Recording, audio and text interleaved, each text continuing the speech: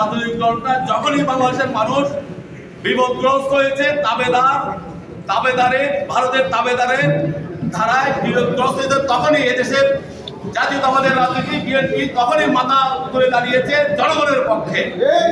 আমরা ইনশাল্লাহ আশা করি আগামী যে জাতীয় সংসদ নির্বাচন হবে সেই নির্বাচনে বাংলাদেশের মাটি এবং বাংলাদেশের মানুষকে রক্ষার জন্য আরেকটি বিপ্লব আপনাদেরকে করতে হবে, ঠিক আছে? সেই বিপ্লব পর্যন্ত আপনাদেরকে অপেক্ষা করতে হবে। একটি কথা আমাদের মোরসালি সাহেব বলেছেন যে বিএনপিকে নিয়ে অনেক ষড়যন্ত্র হচ্ছে।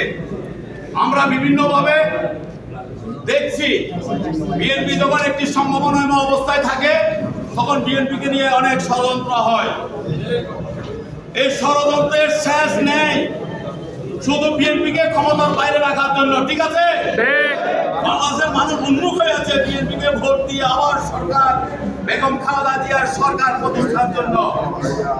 আমরা ভারতের দালাল এদেশে আর রাখতে চাই না, ভারতীয় দালালদেরকে আমরা এদেশে আর কোনো ক্ষমতা দিতে চাই না। এটা আমাদের যারা পেসিস্ট আছে তারা বুঝতে পেরে বিভিন্ন ষড়যন্ত্র শুরু করেছে। ইতিমধ্যে আপনারা দেখেছেন আমাদের নেতা বিএনপির সাবেক যুগ্ম মহাসচিব আসলাম চৌধুরীর বিরুদ্ধে ইতিমধ্যে তার পরিবার নিয়ে বিভিন্ন ষড়যন্ত্র শুরু হয়েছে। কিছু ভুইপুর পত্রিকা, কিছু ভুইপুর মিডিয়া, ইউটিউব চ্যানেল, কিছু আইডি, অনলাইন আইডি আমাদের যিনি দীর্ঘ 9 বছর কারাবরণে ছিলেন বিনা বিচারে আসলাম চৌধুরী কোন অন্যায় করেছিলেন না। আসলাম চৌধুরী এই সীতাকুণ্ডে জন্মগ্রহণ করেছেন মানুষের উপকার করার জন্য। এই পর্যন্ত উনি কখনো ক্ষমতার স্বাদ পান নাই, ক্ষমতা স্বাদ পেয়েছে না, উনি মানুষের উপকার করেছেন। এই আসলাম চৌধুরীকে দাবিয়ে রাখার জন্য একটি মহল ষড়যন্ত্র করে যাচ্ছে। আপনাদেরকে সেই ষড়যন্ত্রের বিরুদ্ধে রুখে দাঁড়াতে হবে।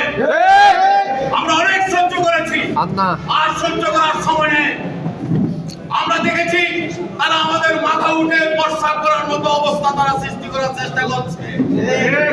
আমরা তাদেরকে দিয়ে জানিয়ে দিতে চাই সীতাকুণ্ডের মাটি এবং মানুষের নেতা আসলাম চৌধুরী তাকে নিয়ে ষড়যন্ত্র হলে আমরা কঠিনভাবে প্রতিরোধ করবো। আমি সংক্ষিপ্ত বক্তব্য, ধন্যবাদ। আসসালামু আলাইকুম।